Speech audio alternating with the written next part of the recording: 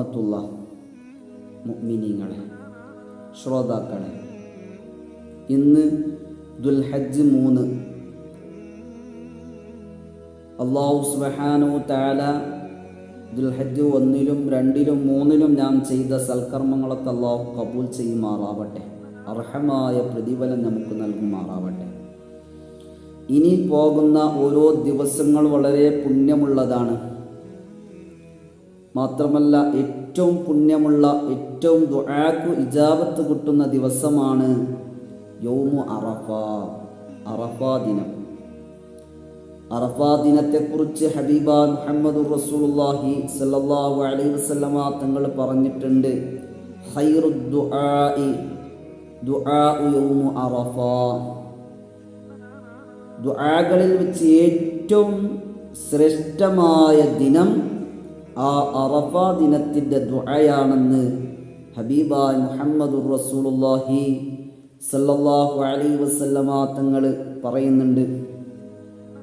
എത്രത്തോളം എന്ന് പറഞ്ഞാൽ, ഒരു അടിമ യാചിച്ചുകൊണ്ടിങ്ങനെ നടക്കുമ്പോൾ, യാചകനായി ഇങ്ങനെ നടന്നു പോകുമ്പോൾ, അവിടെയിൽ നിന്ന് മഹാനായ സാലിം ഇബ്നു അബ്ദില്ലാഹി തങ്ങൾ പറഞ്ഞു, യാ ആജിസു ഫി ഹാദൽ യൗമി യുസ്അലു ഗൈറല്ലാഹ് അസ്സ വജല്ല.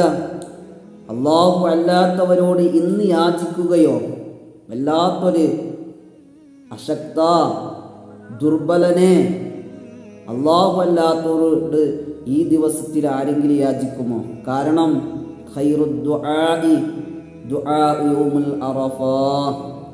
അറഫാ ദിനത്തിൻ്റെ ദുആത്തിനേക്കാളും വലിയ ശ്രേഷ്ഠമായ ദുആ ഇല്ലല്ലോ. അന്ന് റബ്ബിനോട് ആരാണോ കേഴുന്നത്, ആരാണോ ചോദിക്കുന്നത്, അവനിക്ക് അല്ലാഹു കൊടുക്കുക തന്നെ ചെയ്യും. എന്നിട്ടാണോ നീ യാചിച്ച് നടക്കുന്നത് എന്ന് മഹാനായ സാലിം ഇബ്നു അബ്ദില്ലാഹി തങ്ങൾ പറഞ്ഞുവെങ്കിൽ, അത്രയും പുണ്യമുള്ള ദിവസമാണ് അറഫാ ദിനം.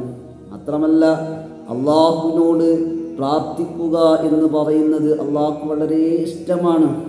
എൻ്റെ അടിമ എന്നോട് ചോദിച്ചിട്ട് ഞാൻ കൊടുക്കാതിരിക്കല് എനിക്ക് നാണമാണ്, എനിക്ക് ചങ്കയാണ് എന്നാണ് റസൂലുള്ളാഹി സല്ലല്ലാഹു അലൈഹി വസല്ലമ തങ്ങളൊക്കെ നമുക്ക് പഠിപ്പിക്കുന്നത്.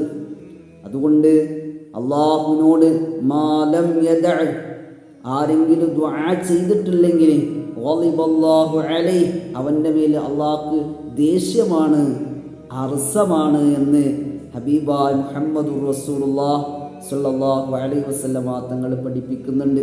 അത്രയും പുണ്യമേറിയ ദിവസം അറഫാ ദിനത്തിൽ നാം ചോദിക്കുന്ന തേട്ടത്തിന്, ഞാൻ പ്രാർത്ഥിക്കുന്ന പ്രാർത്ഥനയ്ക്ക് ഉറപ്പായും ഉത്തരം കിട്ടും. എല്ലാവരും പ്രാർത്ഥിക്കുന്നവരാവണം.